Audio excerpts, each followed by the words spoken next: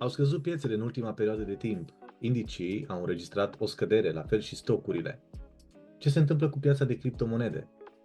Este interesant cum Bitcoin a făcut un all-time high înainte de halving, atât indicii cât stocurile și Bitcoin au atins praguri istorice, praguri înalte. Însă alturile au performat destul de slab. Este un motiv de îngrijorare în piață, oare s-a terminat bull marketul, începe un bear market și ce se întâmplă într-adevăr cu alturile dacă acestea n-au performat, pentru că Christmas Santa Rally a lipsit, iar un pump masiv în alturi nu am văzut. Ei, dragilor, astăzi o să vă arăt care sunt indicatorii pe care eu îi folosesc atunci când urmăresc să dau exit din pozițiile de long sau să intru short pe long term în ceea ce înseamnă transferul de sfârșit de bear market, început de bull market sau sfârșit de bull market, început de bear market. Eu sunt Liviu de la Ligă și haideți să începem. Avem în față graficul Bitcoin pe timeframe de 5 zile, iar unul din indicatorii pe care îi folosesc se numește Gaussian Channel. Este foarte important să folosim Gaussian Channel pe timeframe de 5 zile pentru că are un efect puternic atunci când folosim acest timeframe. Dacă schimbăm timeframe-ul putem să alterăm și probabilitatea de succes al acestui indicator. Tocmai de aceea eu personal folosesc timeframe-ul de 5 zile și după cum observăm avem acest canal colorat cu verde și cu roșu. Este foarte important să știm în felul următor. Atunci când structura scade sub zona mediană a canalului și începe să formeze un canal de culoare roșie, ulterior trece sub suportul important al canalului și îl transformă în rezistență, este momentul când intrăm într-un bear market. Iar în momentul când prețul revine în interiorul canalului, este momentul când trebuie să ne poziționăm pentru longuri pe time frame mare, adică daily, weekly, monthly, tip invest.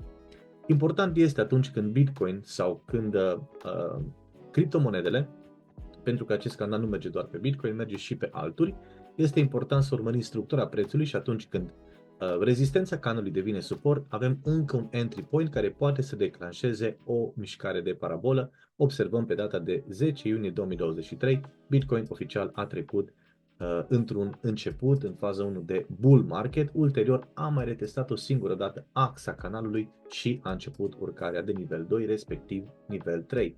Suntem într-un nivel 3, urmează să vedem imediat.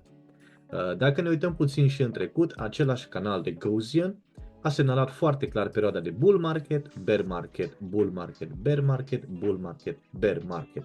Practic avem 3 cicluri de bear market, iar cel mai masiv ciclu de bear market până acum este cel din urmă, adică cel care a început pe data de 1 aprilie 2022 și s-a finalizat oficial în retestul din 15 iunie 2023 sau în momentul când am retestat suportul canalului în 7 martie 2023. Este foarte important să urmărim acum structura lui Bitcoin. De ce? Pentru că urmărind și zona de media 26, care este semnalată cu culoare neagră, în trecut, în data de 21 aprilie 2021, aceeași EMA 26 a fost suport până la pierderea acestea și transformarea în rezistență. O structură de întoarcere tipică cu un eșec de top sau acel clasic M, unde prețul distribuie și ulterior coboară pentru a retesta zone de axă. Pare că acea structură stă să se repete și acum. Dacă ne uităm la acest M, parcă suntem în punctul de pullback, unde, după cum observăm în rezistența din 57.251, am început o coborâre masivă. Ei, tocmai de aceea este foarte important să urmărim evoluția Bitcoin în următoarea perioadă de timp, pentru că un Bitcoin sub zona de 90.000, respectiv sub zona de 87-88.000, ar putea semnala începutul unui mini bear market sau posibil unui bear market. Un lucru la care trebuie să fiți foarte atenți este acesta. Întotdeauna, de la un ciclu de bull market până la următorul ciclu de bull market și intermediar între aceste două cicluri, bear marketul propriu-zis, nu toate alturile vor supraviețui. Așa că da, este normal ca unele alturi să părăsească scena pentru următorul ciclu de bear market, tocmai de aceea să fiți atenți la acești pași. Pierderea zonei de suport, respectiv zona de EMA 26 pe 5 zile în 88-87 de mii și începerea coborârii spre canalul Gaussian Channel ar putea semnala o corecție destul de puternică și, bineînțeles, posibilitatea de a intra într-un mini bear market. În momentul când intrăm într-un masiv bear market, atunci vom pierde suportul Gaussian Channel și vom coborî exact cum am făcut și în trecut. Dacă mergem mai departe și ne mai uităm la încă un indicator interesant care se numește Hash ribbons împreună cu PI cycle top și PI cycle bottom, acești indicatori folosesc pe timeframe de o săptămână și semnalează extrem de bine sfârșitul de top sau sfârșitul de bottom al pieței. În mod normal, când avem un P-cycle top, avem o structură de dublu sau triple top sau chiar un head and shoulders, după care avem coborâre. Asta întâmplându-se pe un time frame mai mare, cum este time frame-ul de o săptămână. Ulterior avem un P-cycle bottom, iar acest P-cycle bottom se poate semnala un început de acumulare, unde observăm perioada de capitulare. Perioada de capitulation sau capitulare în Bitcoin este acea perioadă de lateral unde Bitcoin acumulează, fie că este vorba de o zonă joasă sau distribuie dacă este vorba de o zonă înaltă. După mișcarea de capitulare vom vedea o bulină verde care înseamnă good to go, iar ulterior când avem semnalul de buy este semnalat cu bulină albastră. Atunci când avem un semnal de buy avem un tip de cumpărătură sau o oportunitate de a cumpăra pe time frame mediu-lung, adică swing sau invest. Observăm, ultimul semnal de buy a fost dat de către Bitcoin în zona de 12 august 2024, unde prețul a făcut o mișcare de shakeout, o preluare de lichiditate și o întoarcere tip 1-2 Elliott și o masivă undă 3. Este posibil acum să facem o undă 4 și să vină o corecție mai adâncă din cauza unui posibil ABC sau vom face o corecție în lateral care poate să fie un expanding flat, running flat correction. Rămâne de văzut. Cert este că deocamdată Bitcoin a găsit suport, iar până nu va pierde suportul din 90.000, hai să spunem 87.000 plus or minus give or take, pentru că suntem pe time frame de o săptămână, nu vom vedea retestul hash ribbon-urilor care l-am aici sau EMA ribbon-urilor, mai degrabă în 83.000 sau chiar în zona de 68.000. Nu spun că se va întâmpla, spun că doar este o posibilitate, pentru că în trading nimic nu este sigur, este probabil sau posibil. Un lucru la care aș fi foarte atent iarăși, folosind acest hash ribbons, este să folosesc timeframe-ul corect. Timeframe-ul de o săptămână, el se poate folosi și pe timeframe de o zi, însă din punct de vedere al eficienței lui, este bine să folosim timeframe-ul de o săptămână.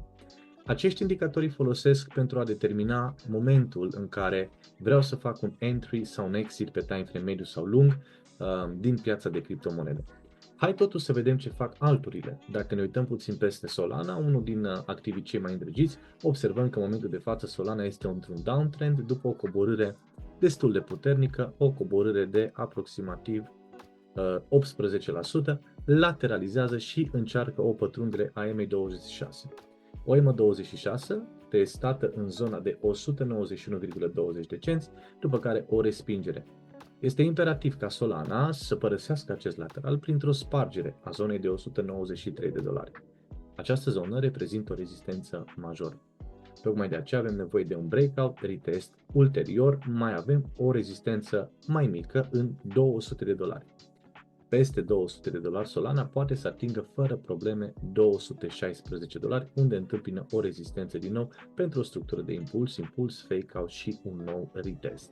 Sub zona de 183 putem vedea o Solana cu o mișcare de coborâre, adică o mișcare de preluare de lichiditate sau shakeout, o lichiditate formată în zona de $175, iar asta ar însemna o coborâre în posibil 170, după care să avem o structură de întoarcere tip 1-2 Elliott și să formăm o undă 3 puternică pentru a sparge rezistențele de la orizont și pentru a le transforma în suport. Bineînțeles, asta ar aduce după sine o continuare a trendului masiv. Drept urmare, cred că va fi momentul în care vom intra într-un proper bull market pentru altcoin-uri. Dacă mergem puțin pe XRP, XRP-ul performează destul de bine și vă rog să fiți atenți. De ce? Pentru că XRP-ul este unul dintre primii activi care fac un trigger sau care activează mișcarea bullish. Observăm că acest activ XRP astăzi a înregistrat o creștere de 10,14%, momentan se află într-o zonă de rezistență dată de swing-ul din 18 decembrie în zona de 2,60. Ei, peste această zonă, dacă ținem suportul, după străpungere, avem șanse să urcăm în 2,73 sau chiar 2,90.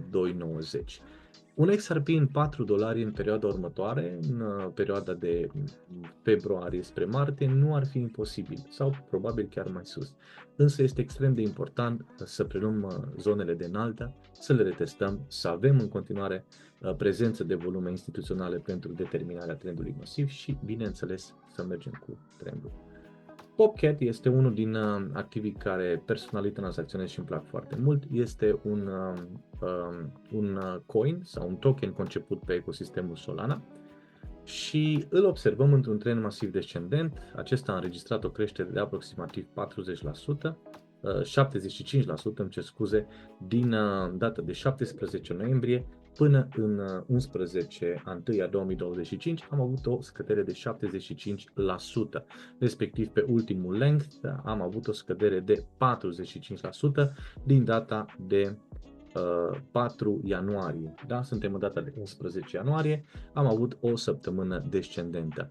Acum el găsește suport în zona de POC, o zonă de volume destul de puternice, semnalate de prezență profesională. Ulterior e nevoie să facă un bounce back, iar acesta se poate întâmpla în zona de 0,72, respectiv 0,92.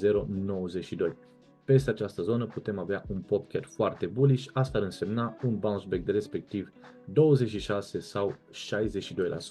Este un activ pe care îl tranzacționez și vi-l recomand să-l urmăriți. Dacă vă place structura și vă place cum performează activul, îl puteți încerca și voi. Mergem mai departe pe Dogecoin, un activ destul de râvnit, un meme coin, însă cu o, să spun așa, emblemă destul de interesantă, anume Elon Musk, care știm că a fost susținător Dogecoin. Acesta se află într-o zonă de lateral în momentul de față, cu maxime între 0,40 de cenți și 0,309 și 0,397 40 de cenți, într-o zonă de rezistență momentan, care este semnalată ca fiind o axă mediană a RSI-ului, sub EMA26, caută oarecare străpungere, însă volumele pe timeframe de o zi nu sunt foarte puternice, ba chiar din contră arată volume în scădere.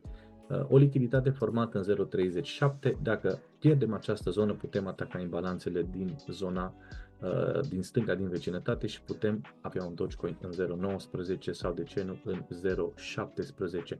Este extrem de important ca rezistența din zona de 0,40 de cenți să fie spartă cu putere, ca ulterior să luăm maximele din 0,47 de cenți din nou la retestare. Așa că, dragilor, fiți atenți cum tranzacționați, deoarece piața este într-un moment destul de sensitiv, există volatilitate puternică și poate să existe foarte multă manipulare. Vă recomand să tranzacționați întotdeauna nivel cu nivel și să fiți atenți la modul în care vă gestionați contul, la disciplină și cel mai important lucru, la 3 setup. Eu am fost Liviu de la Liga și ne vedem în următorul. Vă mulțumesc pe data viitoare. Bye bye!